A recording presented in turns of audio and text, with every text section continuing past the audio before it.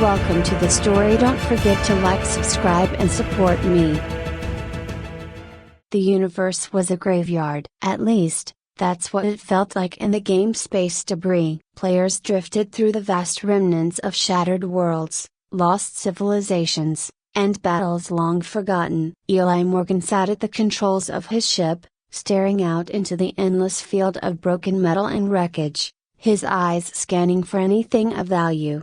"Got anything yet?" The voice of his crewmate, Maya, crackled through the comms. "Nothing but scrap so far," Eli replied, adjusting the ship's trajectory. "Looks like this sector's been picked clean." They were in a remote part of the game's universe, far from the central hubs where most players congregated. The debris field stretched for miles in every direction, a graveyard of starships, ancient battle stations, and fragments of alien technology. It was the perfect place for scavengers like them. Eli's crew had been working together for months, slowly building their reputation as skilled scavengers who could navigate the most dangerous parts of the game. But lately, competition had been fierce. Bigger guilds were moving in, staking claims on valuable finds. The small, tightly knit team of 4 was finding it harder and harder to stay ahead. Eli glanced at the holographic display in front of him, the ship's sensors sweeping through the debris. Nothing. His fingers tightened on the controls,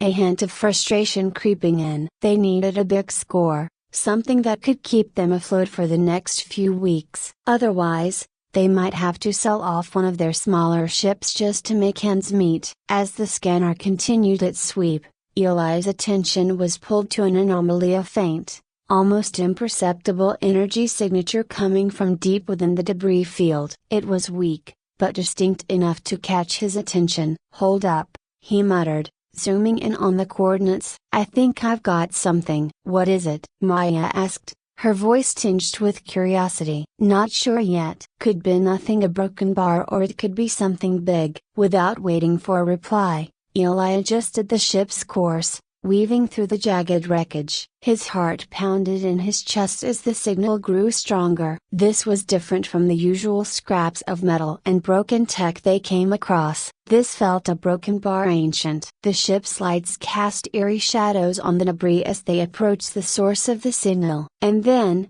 it came into view: a massive structure, half buried beneath layers of wreckage. It was unlike anything Eli had ever seen in the game before. "Holy!" Maya's voice cut out, as if she couldn't find the words. The structure was enormous, easily the size of a small moon. Its surface was smooth, made of a dark, iridescent material that seemed to shimmer in the faint light. Alien symbols and patterns were etched into the surface, glowing faintly. "What the hell is that?"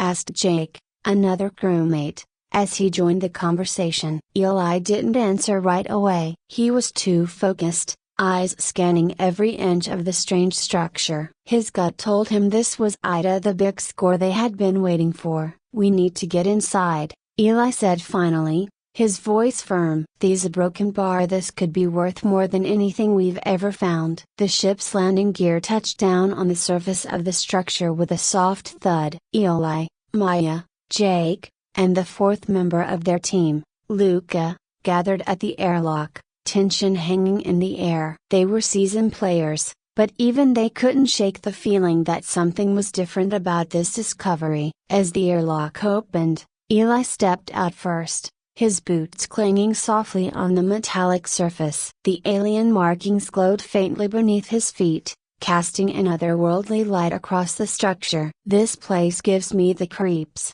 Maya muttered as she followed behind him. "Just stay focused," Eli said, his eyes scanning the surroundings. "We don't know what we're dealing with yet." They made their way across the structure, searching for an entrance. It wasn't long before they found a large, circular hatch embedded in the surface. The alien symbols surrounding the hatch pulsed with a faint energy, almost as if it was alive. "Jake, you're up," Eli said, motioning toward the hatch. Jake, the team's resident tech expert, knelt down in front of the hatch and began working on it, his fingers dancing across his holographic tools. After a few tense moments, the hatch hissed open, revealing a dark, cavernous interior. Eli's heart raced as he led the way inside, the glow of their helmets casting flickering beams of light through the darkness. The interior was vast, a labyrinth of corridors and chambers that seemed to stretch on forever. Alien technology lined the walls, humming with an ancient, dormant power. "This is insane," Luca whispered, his voice filled with awe. "We hit the jackpot." They continued deeper into the structure, their footsteps echoing through the empty halls. The further they went, the stronger the feeling that they had stumbled upon something truly significant. And then, they found it. At the center of the structure, in a massive, dome-shaped chamber, sat the weapon. It was unlike anything Eli had ever seen. Towering over them, the weapon was a sleek, alien device, its surface covered in intricate patterns and symbols. Energy pulsed through it, giving off a faint, ominous hum. "These a broken bar. This can't be real," Maya breathed, staring up at the weapon in disbelief. Eli felt a cold shiver run down his spine. He didn't need to be told what this was. The stories of ancient alien super weapons had been whispered about in the game's lore for years, but no one had ever found one, until now. "What do we do?" Luca asked, his voice shaky. "Do we take it?" Eli hesitated, his mind racing. This was the discovery that could change everything. But with that power came unimaginable danger. If they took this weapon, they would become the most powerful players in the game. But they would also be marked for life, hunted by every other faction, every other player. "We can't leave it here," Maya said, her voice filled with determination. "If we don't take it, someone else will." Jake was already running scans on the device, his face lit up with excitement. "This thing could be worth billions. We'd be set for life." Eli's stomach churned. It wasn't just the money, or the power. It was the responsibility. This weapon wasn't just a game item, it was a game changer. Whoever controlled it could reshape the entire universe, not just within space debris, but in the larger world of gaming as well. Players would fight wars over it, guilds would rise and fall, the balance of power would shift. "Wait," Eli said, his voice cutting through the excitement. "We need to think about this." The team fell silent, their eyes on him. "If we take this weapon, we're not just scavengers anymore. We become targets. Everyone will come after us. The Syndicate, the Galactic Council, a broken bar hell. Even the developers might get involved." "Do we really want to be at the center of that?" Maya frowned, clearly torn. "But we can't just leave it." "This is our chance, Eli. Our chance to be more than just nobodies." Luca and Jake exchanged glances, waiting for Eli's decision. As the leader of the crew, the final call was his. But no matter what he chose, there would be consequences. Eli stood there, staring up at the weapon, his mind racing. The weight of the decision was suffocating. Maya was right, they couldn't just leave it here. The galaxy was filled with players hungry for power, and if they walked away, someone else would find it. But Maya wasn't seeing the bigger picture. This wasn't just some powerful game artifact. This was a super weapon capable of altering the entire landscape of space debris and, possibly, the wider gaming world. Jake continued his scans, his fingers tapping feverishly on the holographic display. "This thing a broken bar, it's more advanced than anything we've ever seen. The energy core alone could power a fleet of ships. But these a broken bar, this is military grade tech, not just some regular weapon." Eli rubbed his forehead, feeling the tension building. The choices were clear, but neither option felt right. Take the weapon and become instant targets, or leave it and let the galaxy's balance be thrown into chaos when someone else inevitably claimed it. "We can't let this fall into the wrong hands," Eli muttered. "Then it has to be ours," Maya pressed. "We've been scraping by for months. This is our chance to break out." "You know what the Syndicate would do with this, right? Or the Council? If they get their hands on it, the whole game changes permanently." Luca, who had been quiet for most of the conversation, finally spoke up. "But what if we're not the ones to change it for the better? What if this thing is too dangerous? Maybe it was meant to stay buried?" Eli glanced at Luca, Appreciating his caution, Luca had always been the voice of reason in the group, the one who kept them grounded when their ambitions threatened to get the better of them.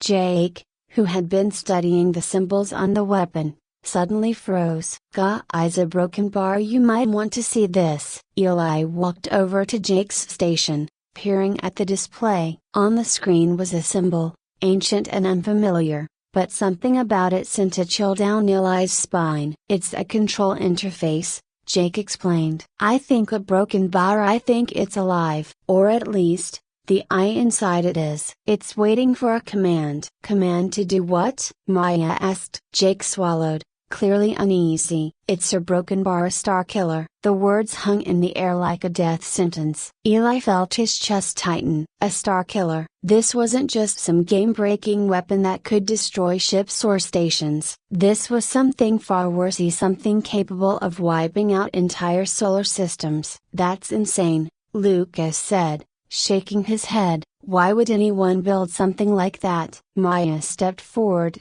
her eyes fixed on the weapon. "Because whoever controls it, controls everything. If we had these a broken bar, no one could stop us." "Or," Eli interjected, his voice steady but cold, "we could wipe out entire systems by accident." "Think about the consequences, Maya. If we use this, even once, there's no going back." "Not for us. Not for anyone." A long, tense silence followed. The hum of the weapon was the only sound in the cavernous chamber. Eli's mind raced. There had to be a way to handle this without blowing everything up, metaphorically or literally. But every option seemed to lead to disaster. As the team stood there, deliberating, Eli's communication device crackled to life. The voice on the other end was deep, authoritative, as someone Eli instantly recognized. "Hello, Eli," the voice said, dripping with malice. It was Dane Core, leader of the syndicate.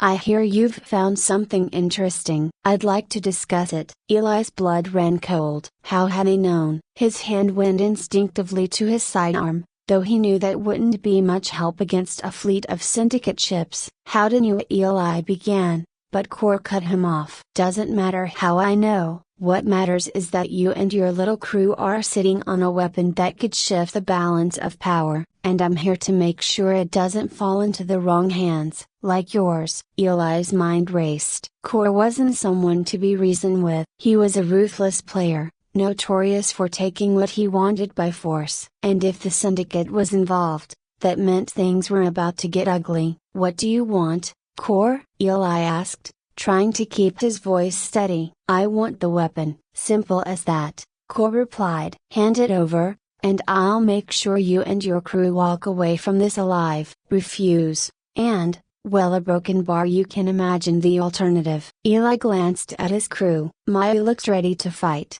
her hand hovering near her own weapon. Jake was tense, eyes flicking between the weapon and the comms device. Luke had just stared at Eli, waiting for the call. "We're not giving you anything," Eli said, his voice firm. "This weapon doesn't belong in your hands." Core chuckled darkly. "Brave words, Eli. But bravery doesn't mean much when you're dead. You've got 5 minutes to reconsider. After that, we'll come and take it by force." "Your choice." The comms went dead, leaving Eli and his crew in tense silence. "Well, that's just great," Jake muttered. "Now what?" Eli's mind raced. They had only a few minutes before the syndicate would be on top of them. They couldn't just fight their way out. Core had too many resources, too many ships, and even if they could escape, the syndicate would hunt them down. They needed a plan, and fast. "Jake," Eli said, turning to him. "Can we activate the weapon?" Jake's eyes widened. "You're serious? You want to use this thing, just as a bluff?" Eli clarified. "If Core thinks we're willing to use it, maybe he'll back off. We don't actually fire it. We just make them think we will." "That's a hell of a gamble," Maya said, frowning. "If we miscalculate, we could blow the whole system." "Do we have a choice?" Eli asked, his voice sharp. "Core's not going to let us walk away. Our only shot is to convince him we've got the upper hand." Jake hesitated, then nodded. I think I can rig it to look like we're preparing to fire. But once we activate it, the clock's ticking. We'll only have a few minutes before it fully powers up. That's all we need, Eli said, glancing at the others. Get ready. While Jake worked on the controls, Maya and Luke prepared for a potential fight. Eli's heart raced. The plan was risky, dangerous, even, but it was the only shot they had. A few tense minutes passed as Jake fiddled with the controls. Finally,